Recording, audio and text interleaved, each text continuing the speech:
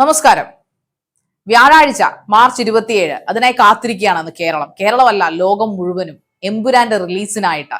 ഓരോ ദിവസവും അതിന്റെ അപ്ഡേറ്റ്സിനായിട്ട് കാത്തിരിക്കുകയാണ് മലയാള സിനിമ ലോകം. മലയാള സിനിമയല്ല, 5 ഭാഷകൾ റിലീസുണ്ട്. തമിഴ്, തെലുങ്ക്, കന്നഡ, അങ്ങനെ പല ഭാഷകൾ റിലീസുണ്ട്. World wide റിലീസാണ്. അങ്ങനെ അതുകൊണ്ട് തന്നെ എമ്പുരാന്റെ റിലീസ് ഒരു പക്ഷേ മലയാള സിനിമയുടെ ചരിത്രം തന്നെ മാറ്റി കുറിക്കാൻ പോകുന്ന ഒന്നായിരിക്കണം. കാരണം ടിക്കറ്റ് വിറ്റത് ആ ഒരു ലെവലിലാണ്. ഇതുവരെ മലയാളികൾ കാണാത്ത, ഒരു പക്ഷേ എനിക്ക് തോന്നുന്നു ഇന്ത്യ കാണാത്ത തരത്തിലുള്ള ബുക്കിംഗ് ആണ് നടന്നിരിക്കുന്നത്. ഫസ്റ്റ് ഡേ തന്നെ 24 അവറിനുള്ളിൽ വിറ്റുപോയത് ഏതാണ്ട് 6.5 ലക്ഷത്തിന് അടുത്ത് ടിക്കറ്റ് ആണ് പോയത്. ഇതുവരെ ഏതാണ്ട് 8 ലക്ഷം ടിക്കറ്റുകളോളം 8.5 ലക്ഷം ടിക്കറ്റുകളും പ്രീ ബുക്ക്ഡ് ആണ്. ഏതാണ്ട് 50 കോടിയോളം പൈസ, 56 കോടിയോളം രൂപയാണ് പ്രീ ബുക്കിംഗിൽ നിന്ന് എമ്പുരാന് ലഭിച്ചിരിക്കുന്നത്. So hard work will pay of എന്ന് പറയുന്ന പോലെ പൃഥ്വിരാജിന്റെ സംവിധാന മികവ്, മോഹൻലാലിന്റെ അഭിനയ മികവ്, മുരളി ഗോപിയുടെ തിരക്കഥാ മികവ് അല്ലെങ്കിൽ രചനാ മികവ്, ബാക്കി ടെക്നീഷ്യന്റെ ഒക്കെയും മികവുകളുടെ ബലത്തിലാണ് എമ്പുരാൻ ഇന്ന് അല്ലെങ്കിൽ വ്യാഴാഴ്ച മാർച്ച് 27 ദിവസം തിയേറ്ററുകളിലേക്ക് എത്താൻ പോകുന്നത്. രാവിലെ 6 മണിക്കത്തെ ഷോയ്ക്കായിട്ട് തിയേറ്ററുകളെല്ലാം ഒരുങ്ങിയിരിക്കുകയാണ്.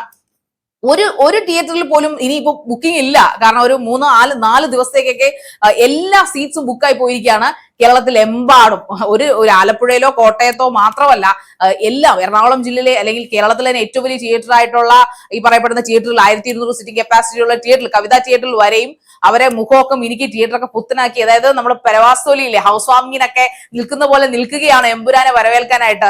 മലയാളികൾ ഇത്രയും ആന്റിസിപ്പേഷനോട് കാത്തിരുന്ന ഒരു പടം തന്നെ എനിക്ക് തോന്നുന്നില്ല, ഈ അടുത്ത കാലത്തല്ല എനിക്ക് തോന്നുന്നില്ല ഉണ്ടായിട്ടുണ്ടെന്ന്. കാരണം നമ്മൾക്കറിയാം, ബാഹുബലി 2 വേണ്ടി നമ്മളെല്ലാവരും വെയിറ്റ് ചെയ്തതാണ്. ബാഹുബലി വന്നപ്പോൾ വലിയ പ്രതീക്ഷയോടെ ഒന്നും അല്ല ആൾക്കാർ കാണാൻ പോയത്. അതോടൊപ്പം തന്നെ KGF, ഈ പറയുന്ന RRR നമ്മുടെ സൗത്ത് ഇന്ത്യൻ സിനിമയുടെ ചരിത്രം മാറ്റിക്കുറിച്ച ഒന്നായിരുന്നു. കാരണം കന്നഡ സിനിമ RRR, ഈ പറഞ്ഞ KGF എന്ന് പറഞ്ഞ കന്നഡ സിനിമയായിരുന്നു. തെലുങ്ക് സിനിമ പുഷ്പ, അങ്ങനെ ഒരുപാട് സൗത്ത് ഇന്ത്യൻ സിനിമകൾ ബ്രഹ്മാണ്ഡ സിനിമകളായി മാറി. രാജമൗലിയൊക്കെ നമ്മൾ മലയാളികളും പച്ചവെള്ളം പോലെ, SS രാജമൗലി എന്ന് പറഞ്ഞാൽ മലയാളത്തിലെ കൊച്ചുകുട്ടികൾക്ക് വരെ അറിയാം. ആ ഒരു ലെവലിലേക്ക് സൗത്ത് ഇന്ത്യൻ സിനിമ മാറിയപ്പോഴും മലയാള സിനിമ ഒരു മൂലയ്ക്ക് നിൽക്കുകയാണ്. നമുക്കതൊന്നും പറ്റത്തില്ല, അല്ലെങ്കിൽ നമ്മൾ ആ ലെവലിലേക്ക് ഒന്നും എത്തിയിട്ടില്ല എന്ന രീതിയിലേക്കായിരുന്നു. പക്ഷേ പൃഥ്വിരാജ് ശരിക്കും പറഞ്ഞാൽ ഒരു ഫ്യൂച്ചർ തോട്ടുള്ള മനുഷ്യൻ. പണ്ട് വർഷങ്ങൾക്ക് മുന്നേ ഒരു 10, 15, 20 വർഷം മുമ്പ് നമ്മൾ ആ മനുഷ്യനെ അഹങ്കാരി എന്ന് വിളിച്ചു. ലാലേട്ടനും മമ്മൂട്ടിയും അവരുടെ പ്രായത്തിനനുസരിച്ചുള്ള അവർക്ക് പക്വമായ വേഷങ്ങൾ ചെയ്യണമെന്ന് പറഞ്ഞാൽ ആ മനുഷ്യനെ അന്ന് ഒരു പക്ഷേ സൈബർ ബുള്ളിങ് ഉണ്ടായിരുന്നെങ്കിൽ ആ മനുഷ്യന് പറയാനൊന്നും ബാക്കി കാണത്തില്ലായിരുന്നു. പക്ഷെ അന്ന് സൈബർ ബുള്ളിങ്ങിന് ഇന്റർനെറ്റ് ഉണ്ടെങ്കിൽ പോലും ഈ സോഷ്യൽ മീഡിയ ഇത്ര വ്യാപകമായിരുന്നില്ല. എന്നിട്ടും പല ഇന്റർവ്യൂവിലും അയാൾ വിളിച്ചു പറഞ്ഞു, മലയാള സിനിമ മാറണം, പുതിയ കഥാകൃത്തുക്കൾക്കും നടന്മാർക്കും അവസരങ്ങൾ തുറന്നിട്ടാൽ മലയാള സിനിമ മാറുമെന്ന് പറഞ്ഞു. ട്രാഫിക് മുതൽ 2010 ട്രാഫിക് ഇറങ്ങുന്ന ട്രാഫിക് മുതൽ മലയാള സിനിമ മാറി തുടങ്ങി. അതിനു മുമ്പ് ശരിക്കും മലയാള സിനിമ ഒരു നഷ്ടത്തിന്റെ കൂപ്പുകുത്തൽ കണക്കിലേക്കായിരുന്നു പോയിക്കൊണ്ടിരുന്നത്. 2010 മുതലാണ് മലയാള സിനിമ പിന്നെ ലാഭക്കണക്കിലേക്ക് വരാൻ തുടങ്ങിയത്. ഒരുപാട് പുതുമുഖ സംവിധായകര്, രചയിതാക്കൾ, അഭിനേതാക്കൾ, അങ്ങനെ എത്രയെത്ര ആൾക്കാർ പുതിയ സിനിമകളിലൂടെ, അതായത് സിനിമ ഇൻഡസ്ട്രിയുടെ ബാക്ക്ഗ്രൗണ്ടോ സപ്പോർട്ടോ ഇല്ലാതെ സിനിമയിലേക്ക് വന്ന സിനിമ ഇൻഡസ്ട്രി അവരെ വാരിപ്പുടന്നു അഭിനയ മികവ് കൊണ്ട്. അതും ഈ മനുഷ്യന്റെ ഒരു ദൂരക്കാഴ്ച തന്നെയായിരുന്നു. ഈ മനുഷ്യൻ പലവട്ടം അങ്ങനെ പറഞ്ഞിട്ടുള്ളതാണ്, പൃഥ്വിരാജ് എന്ന് പറഞ്ഞ വ്യക്തി. അതോടൊപ്പം തന്നെ ഇപ്പോൾ ഈ ഒരു 2025 2024 കാലഘട്ടത്തിൽ മലയാള സിനിമയുടെ കണക്കുകൾ പ്രൊഡ്യൂസർമാരിരുന്ന് പറയുന്നുണ്ട്. പ്രത്യേകിച്ചും അത് എമ്പുരാന്റെ റിലീസുമായിട്ട് ബന്ധമുണ്ടെന്ന് പറഞ്ഞു കഴിഞ്ഞാൽ, എമ്പുരാന്റെ റിലീസ് പ്രഖ്യാപിച്ചതിന് ശേഷമാണ് പ്രൊഡ്യൂസേഴ്സ് അസോസിയേഷൻ സമരമൊക്കെ പ്രഖ്യാപിച്ചത്. മലയാള സിനിമ 140 ഇറങ്ങി, അതിൽ വെറും 20 മാത്രമാണ് സക്സസ് ആയത്.